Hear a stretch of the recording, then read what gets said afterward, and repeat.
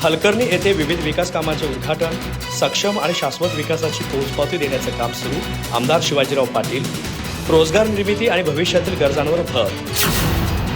मतदारसंघात सक्षम आणि शाश्वत विकास कामांची पोचपावती देण्याचं कार्य आपण सातत्यानं करत असून लाडक्या बहिणींसह बेरोजगार तरुणांना रोजगाराच्या संधी उपलब्ध करून देण्यासाठी आपण कटिबद्ध आहोत, असं प्रतिपादन आमदार शिवाजीराव पाटील यांनी केलं. ते चंदगड तालुक्यातील हलकर्णी इथं विविध विकास कामांच्या शुभारंभ प्रसंगी बोलत होते. आमदार पाटील म्हणाले की रोजगार निर्मिती आणि सर्वांगीण विकास ही आपली प्रमुख उद्दिष्टे असून भविष्यातील गरजांचा विचार करून मेडिकल कॉलेज आणि नर्सिंग कॉलेज उभारण्याचा संकल्प आहे. महिलांसाठी तसंच युवकांसाठी रोजगाराच्या विविध संधी निर्माण केल्या जात असून त्या दृष्टीने शासनाच्या योजना प्रभावीपणे राबवण्यात येतील, असंही त्यांनी स्पष्ट केलं. यावेळी येत्या जिल्हा परिषद आणि पंचायत समिती निवडणुकांच्या पार्श्वभूमीवर आमदार पाटील यांनी भाजप कार्यकर्त्यांनी जोमाने कामाला लागावं असं आवाहन केलं.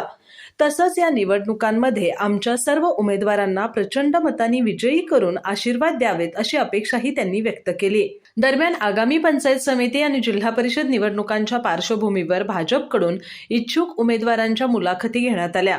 या मुलाखती आमदार शिवाजीराव पाटील यांच्या अध्यक्षतेखाली पार पडल्या. यावेळी भाजप जिल्हाध्यक्ष नाथाजी पाटील तसंच चंदगड समन्वयक संतोष तेली उपस्थित होते. मुलाखती दरम्यान इच्छुक उमेदवारांची सामाजिक बांधिलकी, कार्यक्षमता, संघटन कौशल्य आणि पक्षाशी निष्ठा यांची सखोल पडताळणी करण्यात आली. येणाऱ्या पंचायत समिती आणि जिल्हा परिषद निवडणुकांमध्ये पक्ष अधिक सक्षम आणि भक्कम करण्याच्या दृष्टीने योग्य आणि ताकदवान उमेदवार निवडण्यावर यावेळी भर देण्यात आला.